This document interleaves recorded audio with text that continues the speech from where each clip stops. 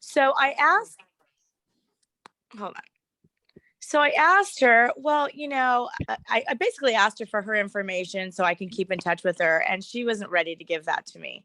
So Okay. as we still walked around the house and I was asking questions, we started building a rapport. So she mentioned about how much she did not like her house and how she just wants to get out of there. I said, well, listen, what do you plan on doing with that? And she said, well, I'm going to sell it. And I said, okay, well, can I run some comps for you? And she was like, sure. And she already knew what comparables were. So I used comps. And she Yeah. said, sure. So I got her address. I got all the information about the house, how much she paid for it, what she thinks it would sell for. And then she looked at me and she goes, you're good. And I said, well, what do you mean? She goes, you got all my information. And she ended up giving me her phone number and her email address. And I text her immediately after. And now I have a potential opportunity because I didn't come at her directly trying to close a sale or a transaction, but I saw the opportunity to know that she wanted to sell her other house and just offered to do comparables for her. And that led into getting her information. I thought that was super cool. I had some other lenders out there with me and they couldn't believe how I got that information by, again, having that conversation. And it is something that sticks with me when I'm in these open houses. It sticks with me about the conversations we have on these calls. It truly does. Well, it does. And, and if you just hopped on this call and you missed the first part of Carrie's story, this is somebody that walks into her open house as she's literally closing up and walking out the door Saturday afternoon. And then it turns into a great opportunity just by taking an interest, asking questions, trying to bring value. And that's exactly what you did. I mean, I love it, Carrie. And this, as you know, it happens over and over and over and over. If I had a nickel for every time someone walked into my open house when I was closing up, it's amazing. Or hold a 4-hour open house and nobody comes through for the first 3 hours and a half, and the last half hour, 10 people come. But you just never know. What was super cool, Scott, was that when I was asking her, she says, well, I already have an agent. She's my cousin. I said, oh, your cousin. I go, well, does she work full-time or part-time in real estate? Oh, just part-time. I go, oh, okay. I understand. But I said, well, I'm available to show you houses anytime. I go, let me ask you, where's your agent from? And she goes, Orange County. I go, oh, from Orange County, and you're looking in Rancho? Well, I'm from this area. You don't need an Orange County real estate agent. I could take you out tomorrow. Bingo. I mean, just asking questions. Amazing. Carrie, you're a pro. I love it. I love it. Love it. And we can all do exactly the same thing.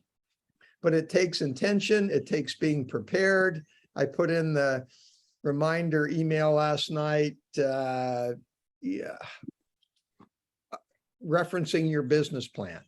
Is it enough? Is it solid? Are you implementing it? Because it comes down to having a solid plan that will actually take you to the goal that you want. And I cannot tell you how many people have a plan, and even if they're implementing that plan will not accomplish that stated goal. And then, so that's one scenario. And the other is, some agents have developed a robust plan that will accomplish a very aggressive goal, but they're not implementing the plan. So, Carrie, you weren't at that open house because you woke up Saturday morning and said, I think I'll hold an open house. That was part of your plan. It was built in, and you were there prepared with information, with your head in the right place, ready to talk to people, ready to ask the questions that uncover opportunities, and predictably, that's what happened. And I love it. And part of that plan is, yes, it was a very long day. I actually got up at 5:30 that morning, drove out to West Covina to hand over keys, came all the way back, grabbed my for sale signs out of the car, put them all out, went back home, got ready, went to the grocery store, got all my snacks, and went to do the open house. Trust me, I was beat by 10 o'clock in the morning. I did not want to hold that open house, but I know that in my business plan that that's what I have to do. And when I did look at the outcome, I have a potential seller and a potential buyer. So that's why it's super important to do those things, those activities, and have that plan. And that was part of my plan. I think that's fantastic. Any thoughts, questions, comments on this scenario? Great way to kick off the call, Carrie. Thanks for sharing that. Plan your work, work your plan. Plan your work, work your plan. Plan your work, work your plan. You know, it's profound and simple at the same time. My best buddy growing up, his dad was a great entrepreneur. I mean, great entrepreneur. And the one thing he kept saying to us is, do you guys have a plan and are you doing something about it? I mean, I remember those words. Just, I remembered it forever. Do I have a plan and am I doing something about it? Am I, first of all, do I have it? Do I have a good plan? And then two, am I executing? And you know what, in our business, when those days are overwhelming, like Carrie, she's exhausted by 10 in the morning, keeps going. Look, you control your schedule. You can plan a whole day or two to just take off. But when there's opportunity, go, be in go mode. Yeah, and then plan a couple of days off. And that's the beauty of what we do. We're in control of our schedules. And but when there's opportunity, go, go, go, go, go. Yeah, they have a saying, if you fail to plan, then you're planning to fail. It's very, very true. And I tell you, in our business, it's everywhere. Thoughts, comments? Hey, Marcy, thanks for jumping on there. I just want to give a little shout out to Marcy. She's a newer agent. She came with me from Einstein. And Marcy, if you want to share just a little bit about where you've come in the last couple of months about being a new agent. I don't mean to put you on the spot, but I think it's really important that you kind of share what you're doing as far as your activities that you're doing daily, and you have a full-time other job, and how you've just been kind of putting real estate #1 right now. Can you share? Would you mind? Yeah, so first, a little bit about me. I come from a business background. I was actually HR and site leader of the Ontario ACO Brands facility, who works in office products. They decided to close the facility down in May, but they asked me to stay on as a business development for them. So I do a lot of that with ACO still, but it allows me the free time to do real estate. So in May, I got my license. I did go into the office and stuff when they were in Einstein and worked with Carrie and them, but it was a pretty big group there, and I didn't really feel like I was getting the hands-on, and I was very lost. So once Carrie opened up the Carrie Thompson group there in Rancho, I've been going in the office. I try to go there every day and try to do all the things that Carrie's been training me and teaching me. Eric's been helping on some of the things too. And I feel like I know so much more now, where in the beginning I was like, oh, how do they do all this? When they talk about things, I was very confused, didn't understand any of it. Now I've been holding open houses. One thing, my work ethics is I'm very on time. If anything, I'm very early. I think I do always try to plan, which has helped me. So I think in that aspect, it's going to help me in a long way. But I think I've learned a lot just in the last couple of weeks from being in this Carrie Thompson group here. So that's a little bit about me. I'm ambitious to learn more and hopefully get out there and, make a good go at this. And she's been jumping on these calls, you guys. She hasn't missed one single one. And I think she's just really, really excited about this business, and she's learning so much. So we're grateful to be on here. She's on here. She's here every day. And I just wanted to give a little shout out to her. She deserves it. Well, that's fabulous. And Marcy, thanks for sharing a little bit, giving us a little bit of your background and exciting things ahead for you. And, you mentioned that you're working another job. I know all sorts of people in this business that are selling a pretty good amount of real estate, and they do have other obligations, other commitments. And yeah, that's a distinct opportunity for us because we are working our own schedule. We can get creative and make a lot of things work. And by the way, we don't get paid for attendance in real estate. We get paid for production. And over the years, I've seen a lot of people that show up at an office every day, early morning, and they go home late at night, and they don't sell anything. And part of the reason is there's no one to sell a house to inside those four walls. But our business is about finding opportunity and then being able to demonstrate value to that person as to why I'm the person to help them. And it's not about getting paid for attendance. It's about every day getting out there and talking to people in whatever form, in person, on the phone, at an open house, anywhere, any way, anywhere. And I love that, but I don't love the avoidance behavior that keeps people from just actually doing any of it. So, John, were you going to comment? You know what? Everybody that's been sharing this morning has been sharing about the same thing.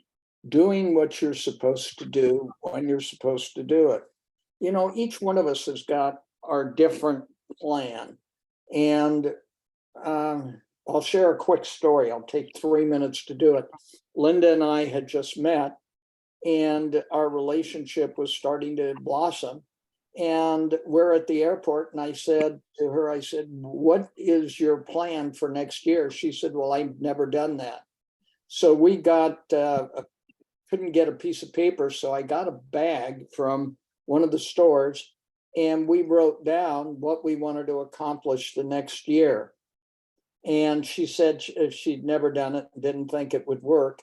At the end of the year, she went in and pulled it out of the drawer, and everything on that list that we had written down came to fruition.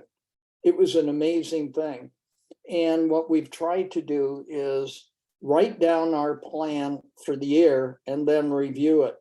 And the thing most people forget to do is you write the plan at the beginning of the year, look at it weekly, monthly, and see what your progress is.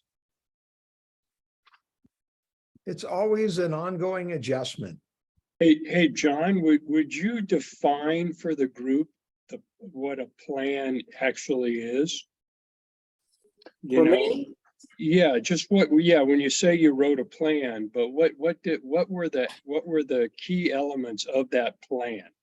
the key What were the elements of the activities? plan, I start my plan every year with spiritually, what I'm trying to do spiritually. Then what Linda and I are trying to do personally. And then the rest of the plan is my business plan. And my business plan starts out with number of people I want to contact, the volume that I want to do, what I have to do it, how many calls I've got to make to do it, and just write down everything that I can think about. And then I plan my vacations. I plan when I want to take time off. You know, there's an old story about the fellow chopping wood, and one guy just chops. And at the end of the day, shows what he did. The other guy chops for a while, rests, and comes back, and he just outdoes the other one. He said, how come you did so much more than I did? I chopped all day and you kept on stopping. He said, sometimes I had to sharpen the saw and sharpen the axe. So And we catch have your to breath. take time for ourselves, but you have to look, I have to look at my plan as a whole person. And it always starts out with spiritual, and then it always goes to relationships. Well, you know, I think, John, what you've just described as part of the plan is not just the goal itself, because a goal is not a plan. A goal is a goal, right? How you get there is your plan. And so the specific steps you take, how many calls you make every day, how many social media postings you do, how many emails you send out, how many texts you send out, where you advertise and how much you advertise, what your message is, how much you're willing to spend, who are you targeting, how many open houses are you going to do. All of that activity is what leads to the goal and the achievement of the goal within the plan. So when we say plan, I think it's important for everybody to realize that the plan is really is an activity. What are you going to do every day? Some days you're going to go on vacation. Some days you're going to sharpen your axe and your saw. Some days you're going to implement and you're going to chop wood all day. So all of those activities are what all of us in making our plan should concentrate on. You know, if you want to close X number of deals per year, great. How are you going to do it? What are you going to do every day? What You is know, I your built a house activity plan? last year. And in order to build a house, we had to write down everything that we wanted. And then the next thing was to outline it, get to an architect to do that, then get to a builder, then decide every single thing, appliances, everything. And everything had to fall into a pattern. I had to follow it every day. It's no difference building a house than building a business. You have to plan it out. You have to have an overview, and then you have to get down to specifics. And right now I'm talking to myself more than anybody else, because that's what I have to do between now and the end of the year, and implement it as I'm going.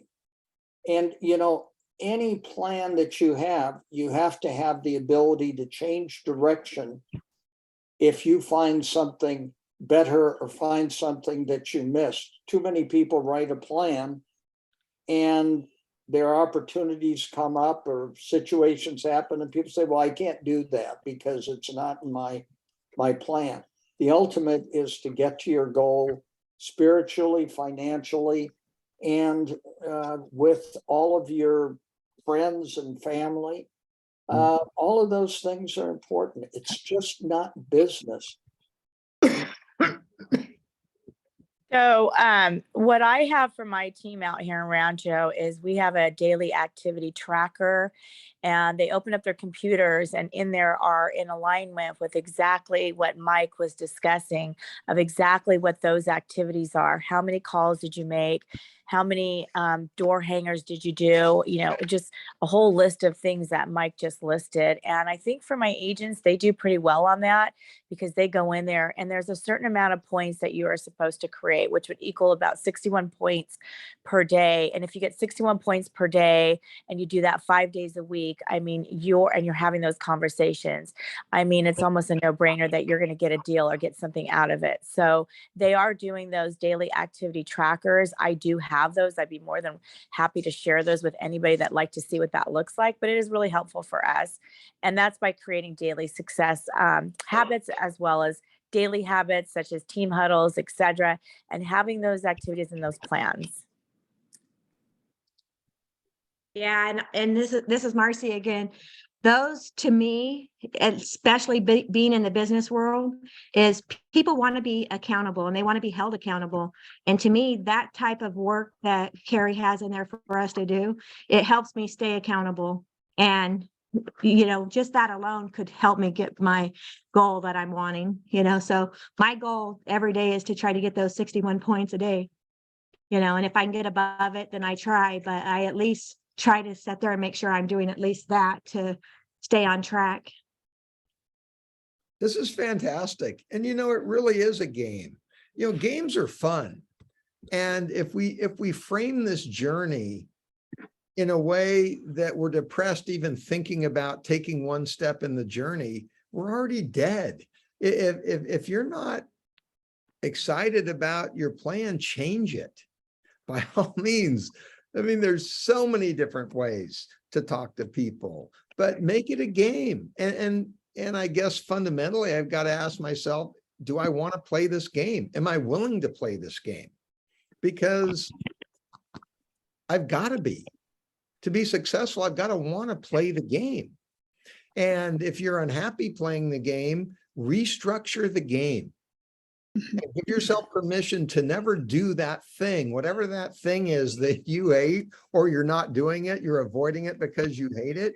Why don't you give yourself permission to not do that thing and come up with some other creative things that actually excite you, that actually put a smile on your face, because you're smiling because you actually feel confident to do those particular things. And let's face it, you're probably avoiding the other things that you thought you should be doing because you don't feel confident at it. You know, you're the CEO of your real estate business. You don't have to follow anybody else's plan. You can create your own, and we'll help you do it. But by all means. What we should do next week is work on a plan that everybody can kind of get together and say, okay, here's a plan that works, and let's see if we can develop a plan for everybody. I like what you were saying about the point system. I love that. Somehow if we could all get a copy of that. If anybody else has got something that they work with. Yeah, and this was given to me by one of my team coaches, which I used to coach with, Workman Success Systems, if you guys are familiar with them. And this is one of the things that they taught me as a team leader, to hold the agents accountable. So I have all that information that I've already learned. Like I said, I'd be more than happy to send it over to whoever wants me to send it to him. And I think that's a great idea, John, because when I got on, I was like, what does that plan look like that we could share with everybody? Because everybody has a different plan, and I'd love to see what everybody else is doing as well. Yeah, I have a daily activity plan I created for my team years ago, and it goes through everything from phone calls to text to social media to handwritten notes to emails, you know, all the stuff to stay in touch with your sphere. But I wanted to point one other thing out. And as most of you know, I'm kind of a numbers guy and a statistic guy, and I follow the numbers. And let me just share something with you. Historically, it is known that 2 to about 8% of any given community turns over every year. And that 2 to 8% turnover is not based upon the activity of any real estate agents. It's based upon the general economy and what's going on in the economy.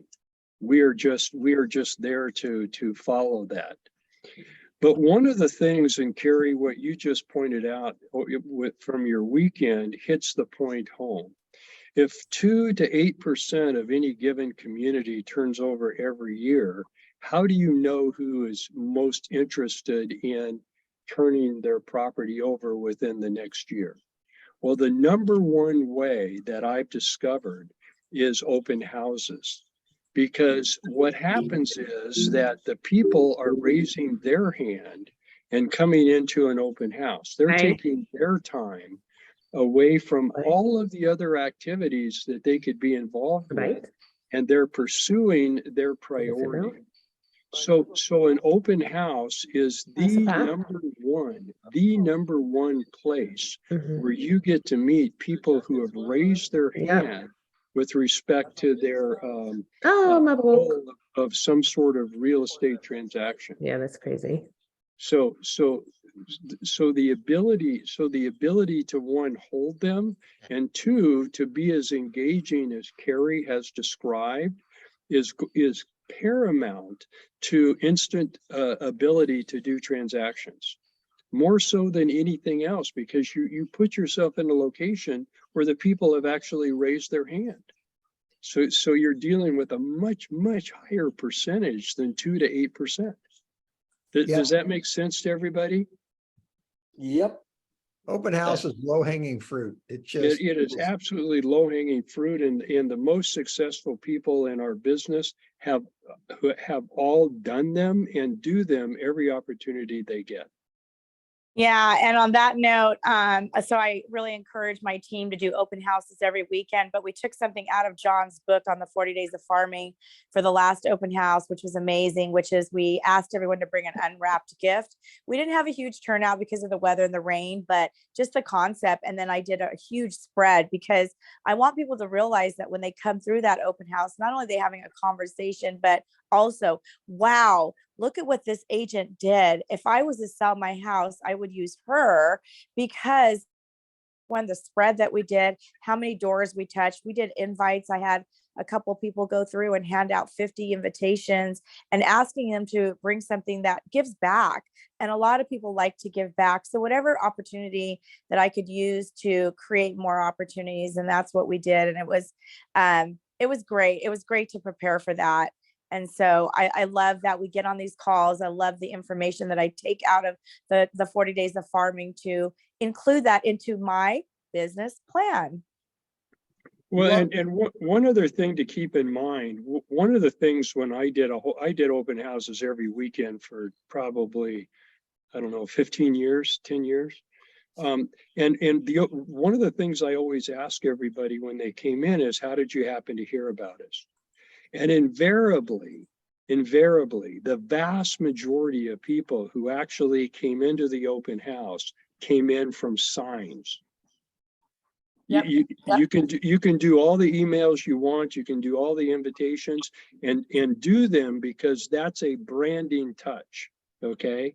But to actually get people to your open house, make sure you have great signage, because people driving by who are thinking about buying and selling, they're the ones who are going to react immediately to your sign and stop. Absolutely. Absolutely. Right, Carrie? So yeah. And you know what? yeah. I usually do about 20 signs, Mike. Would you recommend more than? I know the more, the better. Well, I mean, the number isn't nearly as important as the strategic location with respect to traffic count. yeah. Yeah. Okay. Like when let me give you an idea. Let me tell you how important traffic count is, just so you know. If you're going to open up a coffee shop, okay, and when you're going to choose a location for your coffee shop, the number one statistic that you need to know is what the traffic count is going by your street that you're contemplating leasing a premises on, because it's a numbers game, guys. And what we do, as much as we'd like to say it isn't, it is. It's a numbers game. Okay, so whenever you can put signs out, I mean, you could put 5 signs out, but if they're in strategic traffic locations and you're able to point people to your house easily, and you have the maximum number of people going by, guess what? You're going to have great success. You're going to have great turnout. You know, so just knowing those kinds of things and knowing where to put your signs, all of that is mathematical. I hate to say that, but it is. Okay.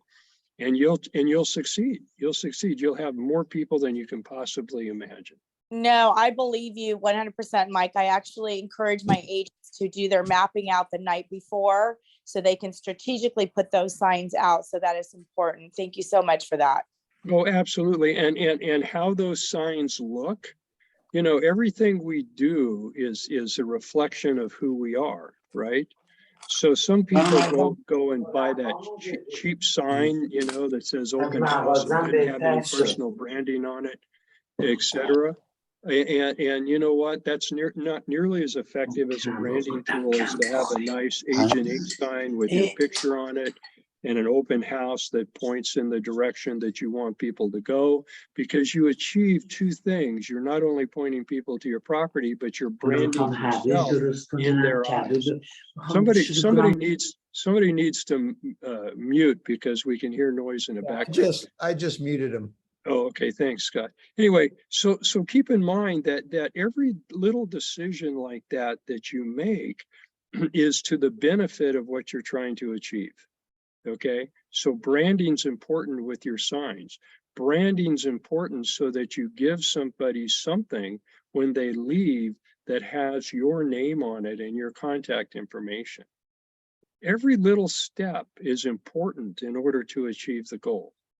And once you get into the habit, guys, it's pretty easy to do it, because you can just repeat it over and over and over and over again.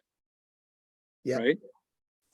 This is great stuff. So next week we'll screen share a couple of point systems, help everybody kind of catch a vision as to how you can create your own game with your own plan, your own point system. And hey, if we make this journey fun, the likelihood of success goes way up. If you're miserable out there doing your real estate duties, no one's going to want to work with you. Welcome to life. It's like Hey, Carrie Scott, can't who wait should to I share send that to? Huh? Who should I send that over to? The activities? You want me to send it over to you? So we'll have it for next week? Send it to me and I'll, God will collect all of them and Yeah, then give them just- back to us. send them to me. Okay. We'll screen share next week. But hey, this is fantastic. I mean, What a I'm great call. reminded every week how much my energy level is different at the end of the call versus at the beginning. My belief, my focus. I mean, it's phenomenal. So thank you all for participating. We are going to have, is it Wednesday or Thursday? I'm going to be interviewing Fred Wilson again. It's one of the best in the world at talking to people and uncovering opportunities. And that's HL Elevated this week. I think it's 10:40. All right, we'll get the word out to everybody. Great job. And hey, we are going to all be successful together. So thank you, everybody, for participating. Talk to you soon. Bye. Thank you. Bye.